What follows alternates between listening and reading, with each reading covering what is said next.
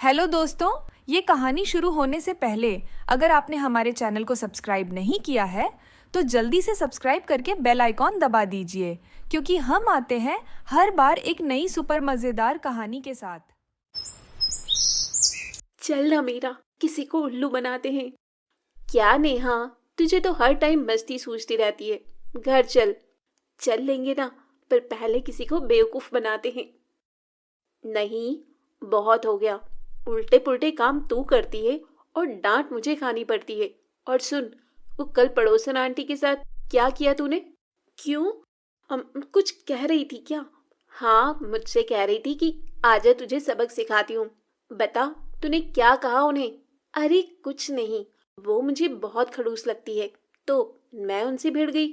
और जब उन्होंने मुझसे कहा कि वो मम्मी से शिकायत कर देंगी, तो मैंने भी कह दिया, मैं भी देख लूंगी, मेरा नाम मीरा है। ये सुनकर मीरा गुस्से में नेहा को मारने के लिए दौड़ी और नेहा अपने घर की तरफ भागने लगी। मीरा और नेहा जुड़वा बहनें थी, देखने में बिल्कुल एक जैसी। उनमें फर्क कर पाना बहुत ही मुश्किल था। कई बार तो उनके माता पिता भी उन्हें पहचानने में धोखा खा जाते थे और इस बात का नेहा बहुत फायदा उठाती थी। वो हमेशा कुछ भी शरारत करती तो डांट बेचारी मीरा को खानी पड़ती। उस दिन भी घर देर से आने के लिए मीरा को ही माँ से डांट खानी पड़ी।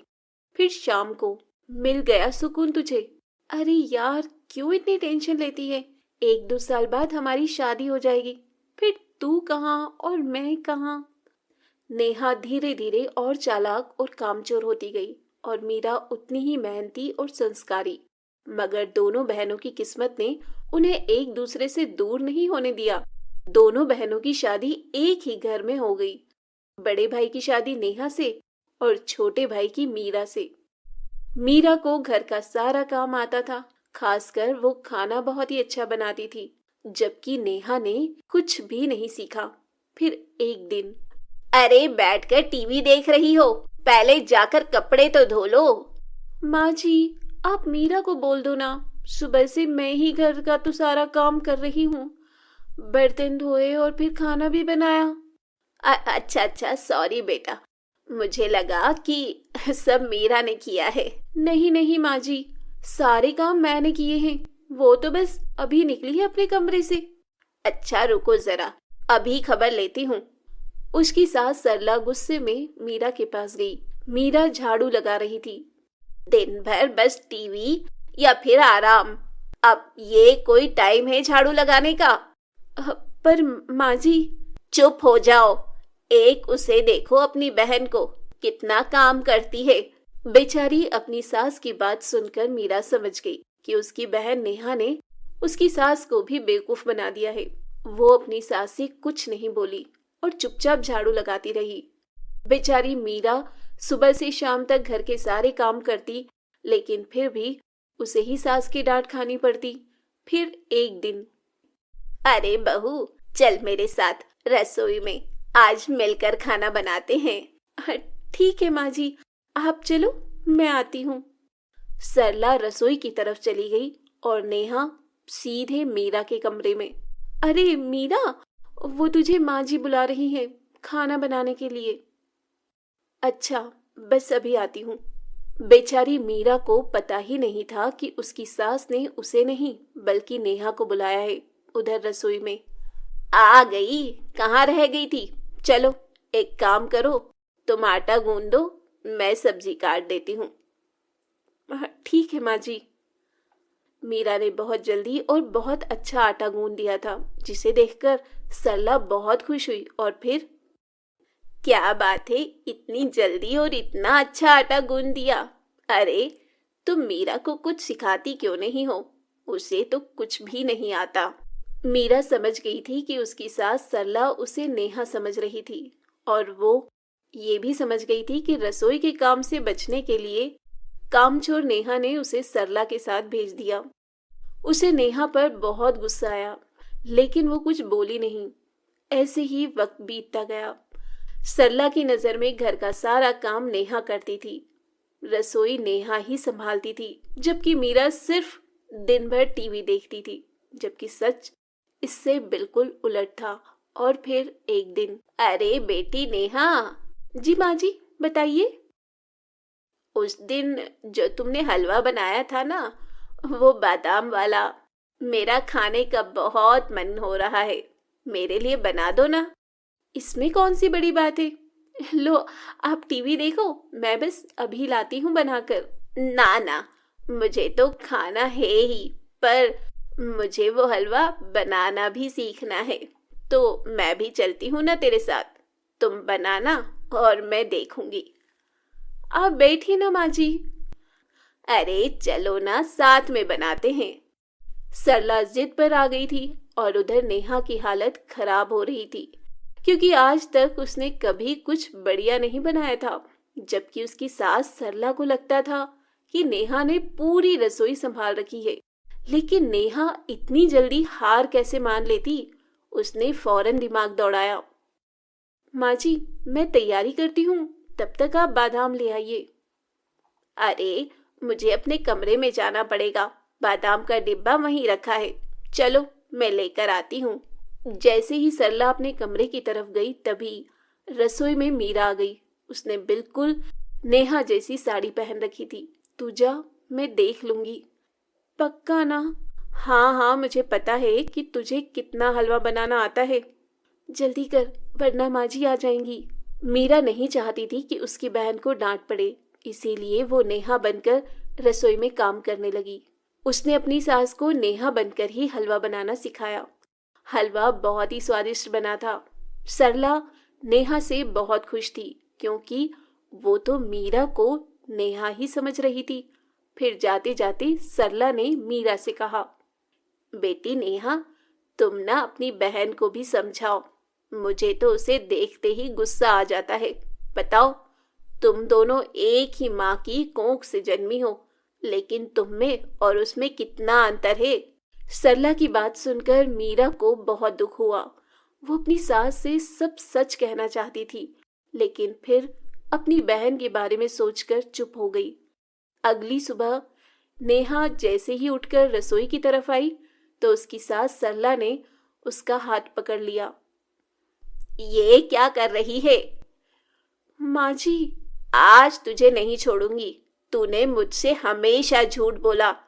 तुझे कुछ नहीं आता और तूने हमेशा अपनी बहन की मेहनत को अपना बताकर आराम किया, और वो बेचारी दिन भर रसोई और बाकी कामों में लगी रही। ऊपर से मेरी डांट भी चुपचाप सुनती रही।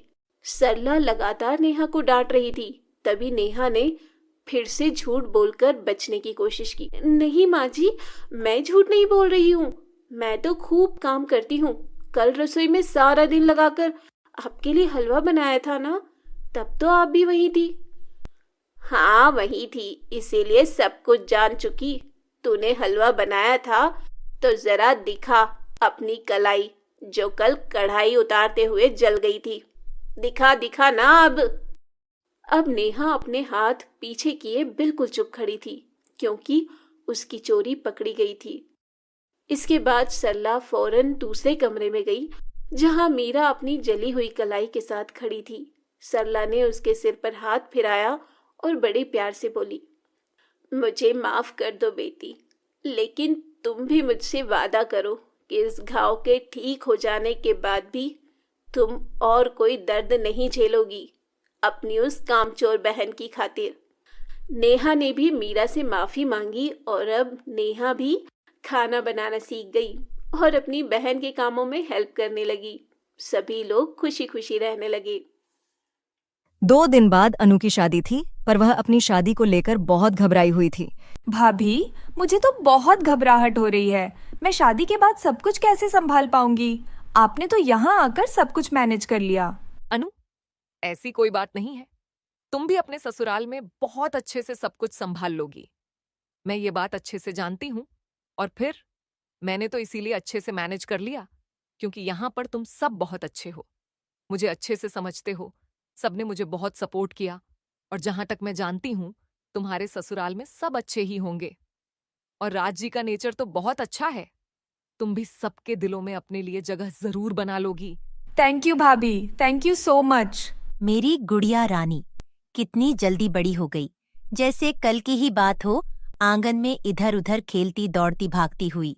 कभी इधर छुप जाती थी, कभी उधर छुप जाती थी। मेरी बच्ची कब बड़ी हो गई पता ही नहीं चला। कल मेरी बच्ची अपने ससुराल चली जाएगी। माँ, आपके आंसू निकले तो फिर मुझे भी रोना आ जाएगा। अरे मेरी बिटिया, यह खुशी के आंसू हैं। मैं रो थोड़ी रही हूँ।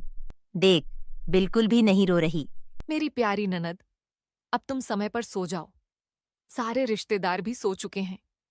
एक काम करो, तुम मेरे साथ ही सो जाओ। कल सुबह पंडित जी जल्दी आ जाएंगे। तुम्हारी हल्दी और चूड़े की रस्म भी होनी है। हाँ अनु, तुम भाभी के साथ ही सो जाओ। ठीक है माँ, मैं भाभी के पास सो जाती हूँ। और फिर अगले दिन अनु शादी करके धूमधाम से अपने ससुराल चली जाती है। अनु अपने ससुराल में सबके दिलों में जगह बनाने के लिए पूरी कोशिश करती है, पर अनु की सास और ननद दोनों ही उसे ज्यादा पसंद नहीं करती थीं। अगले दिन ही उसकी ननद दरवाजा बजा देती है। अनु भाभी, जल्दी से उठ जाओ, माँ बुला रही है। पूजा का समय हो रहा है। अभी तो सुबह के 5 बजे हैं, इतनी जल्दी? रुको, मैं नेहा को बोल देता हूँ। नहीं नहीं, रहने दो राज, अच्छा नहीं लगता ऐसे मना करना। मैं उठ ही जाती हूँ। अनु दरवाजा खोलती है। नेहा, मैं नहा धोकर तैयार होकर नीचे आती हूँ। ठीक है, जल्दी आना। माँ को पूजा में देरी पसंद नहीं है। अनु नहा धोकर तैयार होती है और फटाफट से पूजा में पहुंचती है। बहू, कल से 4 बजे उठा करो। 5 बजे मैं भोर की आरती करती हूँ। आज तुम्हारा पहला दिन था, इसलिए मैंने नेहा को उठा दिया था ताकि तुम्हें बोल दे। मैं तो सीढ़ियाँ चढ़ नहीं पाती हूँ। अब से तुम भी मेरे साथ पूजा किया करोगी। माँ, मैं सोने जाऊं। अब तो भाभी उठकर आ गई है। हाँ हाँ, तू जा सोने। मैंने तुझे नींद से उठा दिया मेरी बच्ची। तुझे कॉलेज भी जाना होता है।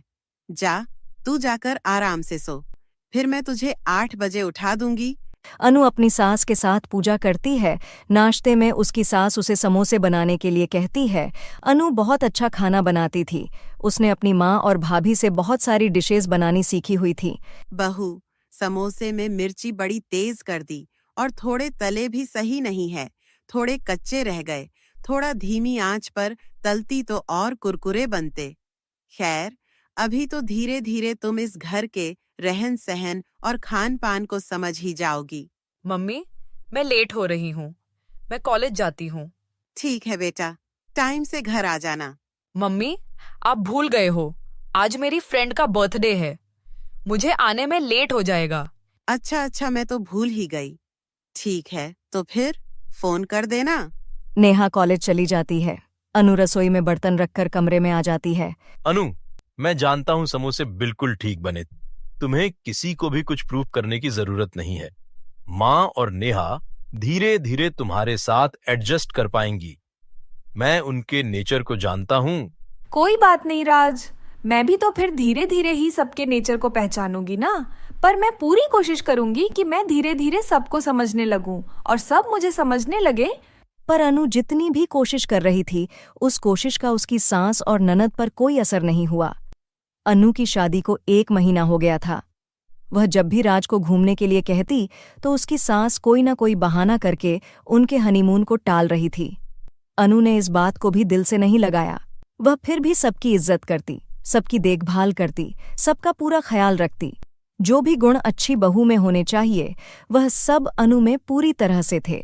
वह अपने आप को एक अच्छी बहू साबित करने की कोशिश में लगी हुई थी। पर एक दिन तो हद ही हो गई। अनु पड़ोस में रहने वाले एक लड़के से बातें कर रही थी। बातों ही बातों में अनु थोड़ी हंस पड़ी। कॉलेज से आते हुए उसकी ननद नेहा ने उसे एक लड़के से बात करते हुए देख लिया और जाकर सीधा यह बात अपनी माँ को बता दी। माँ, लगता है भाभी में बिल्कुल भी तमीज नहीं है। पड़ोस में रहने वाला वह रघु है ना, उससे हंस हंस के बातें कर रही थी। तुम जानती हो ना रघु कैसे स्वभाव का है। पूरे मोहल्ले का बिगड़ा हुआ लड़का है। क्या बहू रघु से बात कर रही थी?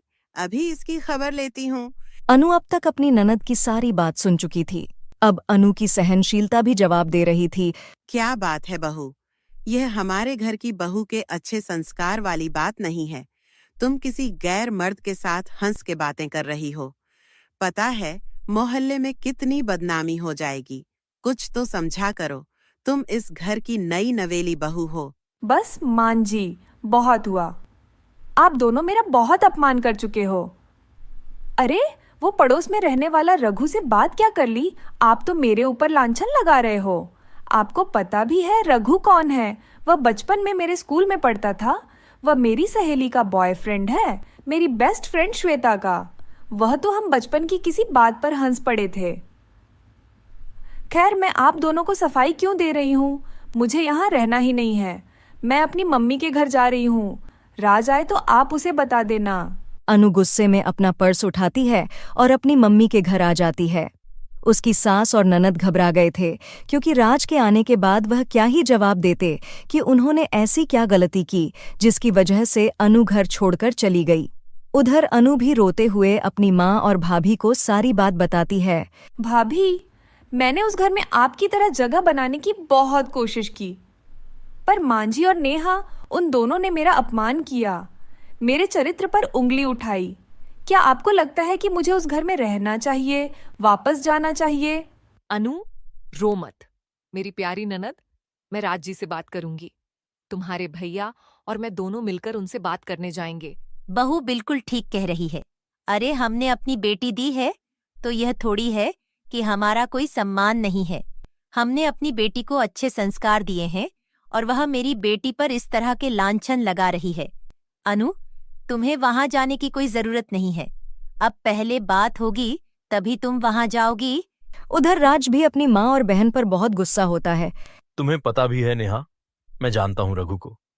वो अनु के बचपन का दोस्त है और खैर कुछ भी हो, वो मेरी पत्नी है। उस पर मैं अपने आप से भी ज्यादा विश्वास करता हूं। मैं अनु को पिछले 3 साल से जानता हूं। उसके जैसी बहू शायद ही आपको मिलती। अब आप दोनों को उससे माफी मांगनी होगी। अनु मेरी पत्नी है, उसका सम्मान करो माँ। वो इस घर की बहू है। नेहा, वो तुम्हारी भाभी है। तुम उसे इज्जत नहीं दोगी तो और कौन देगा? अगर तुम्हारे साथ शादी के बाद ऐसा ससुराल में सलूक हो तो क्या तुम अपने ससुराल में एक दिन भी रह पाओगी? नहीं ना। तो सोचो अनु के दिल पर क्या बीती होगी। वो बेचारी तो चुपचाप तुम सबसे थोड़ा प्यार पाने के लिए तरस रही है, पर तुम दोनों उससे बिल्कुल भी ठीक से बात नहीं करती हो। तू ठीक कह रहा है बेटा, हमसे बहुत बड़ी गलती हो गई।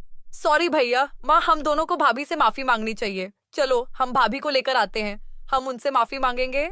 अनु की सास और ननद उसे लेने के लिए आती है और उससे माफी मांगती है। सबके कहने पर अनु उन्हें माफ कर देती है और खुशी खुशी इज्जत के साथ अपने ससुराल के लिए विदा होती है। राधा देवी के 2 बेटे थे, किशन और श्याम। किशन गांव में ही रहता था जबकि श्याम अपनी पत्नी और बच्चों के साथ शहर में रहता था। छठ पूजा का त्योहार आने वाला था। किशन ने अपने भाई श्याम को फोन मिलाया।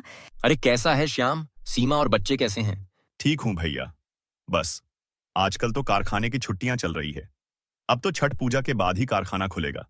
दिवाली के त्योहार के कारण कामकाज इतना था नहीं। और आप बताओ, माँ कैसी है? भाभी, बच्चे? सब बढ़िया। माँ को मत बताना कि मैंने फोन किया है। माँ का बहुत मन था कि इस बार सीमा गांव में ही छठ पूजा का व्रत करे। बहुत समय भी हो गया सबसे मिले। एक काम कर, तू इस बार छठ पूजा पर गांव ही आ जा। माँ को बहुत अच्छा लगेगा। ठीक है भैया, अब तुमने कहा है तो मेरा भी मन गांव आने को कर रहा है। मैं सीमा से बात करता हूँ और माँ को सरप्राइज दे दूंगा। ये ठीक रहेगा। हाँ, तू चिंता मत कर। मैं माँ को कुछ नहीं कहूंगा। तू अपने आप आना। माँ तुम्हें अचानक देखेंगी तो खुश हो जाएंगी। और फिर श्याम ने पत्नी और बच्चों के साथ छठ पर्व पर गांव जाने का प्रोग्राम बना लिया। जब वो लोग अचानक से पहुंचे तो राधा देवी की खुशी का ठिकाना नहीं था। आखिर बेटा बहू पोता पोती बहुत दिनों बाद जो मिल रहे थे। बस भाभी, बैंगन का चोखा इतना स्वादिष्ट बना है ना कि आनंद आ गया। कुछ भी कहो भाभी, गांव की सब्जी और फलों में अलग ही बात है। हमारे शहर में इतना स्वादिष्ट बैंगन का चोखा मैं बना ही नहीं पाती, जितनी मर्जी कोशिश कर लूं। यहाँ के मसाले में, सब्जियों में अलग ही खुशबू है। नहीं, ऐसी बात नहीं है। तुम भी बहुत स्वादिष्ट बनाती हो। वो कभी कभी जब हम अपने हाथों का खाकर उब जाते हैं ना, तो हमें दूसरों के हाथ का भोजन अच्छा लगता है। इसी बात पर एक रोटी और ले लो। तुम लोगों ने अचानक से आकर जो मुझे खुशी दी है ना बेटा, मैं बता नहीं सकती। दादी, मुझे गांव घूमना है। दादी, मुझे भी गांव घूमना है। अरे बच्चों, चिंता मत करो। छठ पूजा पर हम पूरा गांव घूमेंगे। नदी घाट पर जाएंगे, वहां मेला लगता है, खूब घूमेंगे। चलो मुन्नी बिट्टू, मैं तुम्हें अपने खिलौने दिखाता हूँ। चलो, बच्चे तो खेलने में मस्त हो गए। अच्छा माँ, बता दो छठ पूजा के लिए क्या क्या सामान लाना है। मैं और श्याम बाजार जा रहे हैं तो लेते आएंगे। राधा बहू, तुम बता दो एक बार क्या क्या लाना है। और सीमा बहू भी सब कुछ देख लेगी कि गांव में छठ पूजा कैसे होती है। हर साल तो शहर में ही होती है ये, इसलिए छठ पूजा इस बार गांव की भी देखो बहू। जी माम। छठ पूजा के लिए सारा सामान आ जाता है। सीमा हैरान रह जाती है कि शहर में तो ज्यादातर सामान बना बना ही मंगवाया जाता था, पर यहाँ पर तो पूरे पारंपरिक तरीके से छठ पूजा के लिए एक एक चीज घर पर बनाई जा रही थी। देखो सीमा, चना दाल, कद्दू की सब्जी, ठेकुआ, चावल का भात, खीर, सब कुछ घर पर बनेगा। माँ ये बांस के सूप, टोकरी, फल भी ले आए हैं। क्या हुआ सीमा, क्या देख रही हो? यही सोच रही हूँ कि यहाँ तो मुझे कितना कुछ देखने और सीखने को मिल रहा है, पर शहर में तो मैं बिल्कुल अकेली होती थी, मन ही नहीं लगता था। 3 दिन अकेले बहुत बोर हो जाती थी।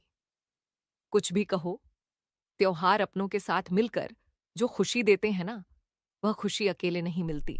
अपनी सास और जेठानी से सीमा को इतना प्यार मिलता है कि वह खुशी से भावुक हो जाती है। 3 दिन तक सीमा सबके साथ छठ पूजा के व्रत को नियम से करती रही। सुबह शाम भगवान सूर्य को अर्घ देने के लिए वो लोग नदी घाट पर जाते थे। व्रत के आखिरी दिन जब सब लोग सुबह के समय घाट पर पहुंचे तो सूर्य उगने की प्रतीक्षा करने लगे। पहले जब हम व्रत रखा करते थे ना बहू, तो मेरी जेठानी, देवरानी, पड़ोसन सब हम मिलकर छठ पूजा के लिए 3 बजे घाट पर आकर बैठ जाते थे। लंबी लाइन लगती थी उस समय। मां जी, आपको फिर भूख प्यास बहुत लगती होगी जब आप छठ पूजा का व्रत करते थे। नहीं बहू, पता ही नहीं चलता था। 3 दिन तैयार होना, श्रृंगार करना, भजन कीर्तन करना, दिन ऐसे ही बीत जाते थे कि भूख प्यास ही नहीं रहती थी।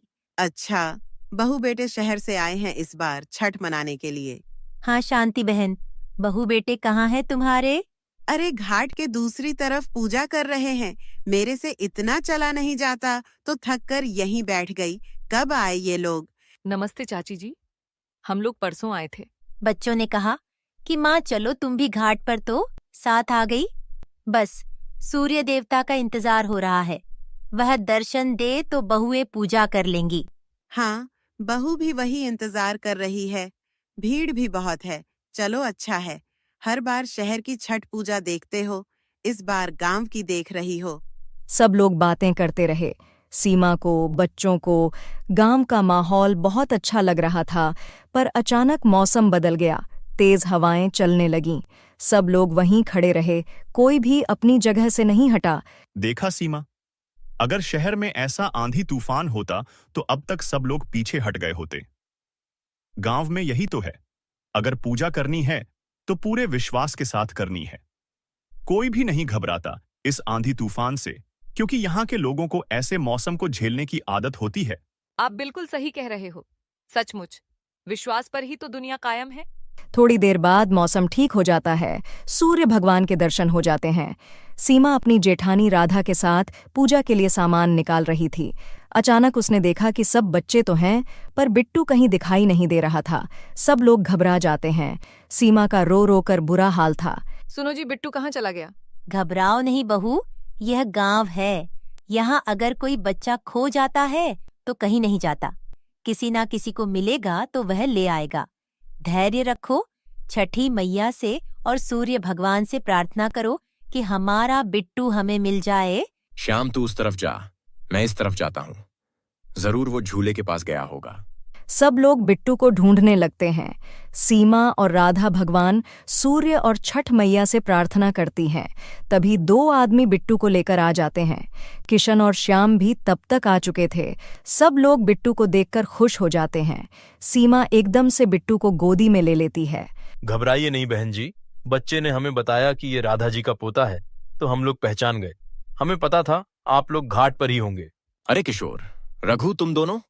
बिट्टू तुम्हें कहाँ मिला? रघु ने और मैंने मिलकर इस बार मेले में झूला लगाया।